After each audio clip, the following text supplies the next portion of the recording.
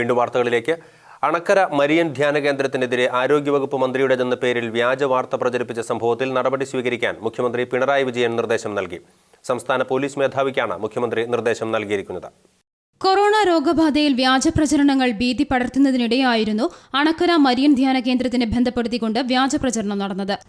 വേറൊരു പ്രശ്നമുള്ളത്, ഈ ഓരോ ആളുടെ ചിലരുടെ ഭാവനാവിലാസം അനുസരിച്ച് വ്യാജ വാർത്തകൾ ഈ കൊറോണ വ്യാധിയുമായി ബന്ധപ്പെട്ടടക്കം നിർമ്മിക്കുകയും പ്രചരിപ്പിക്കുകയും ചെയ്യുന്നുണ്ട്. കർശന നടപടിയെടുക്കൽ മാത്രമേ മാർഗുള്ളൂ. അവർക്കെതിരെ കർക്കശ നടപടികളെടുക്കും.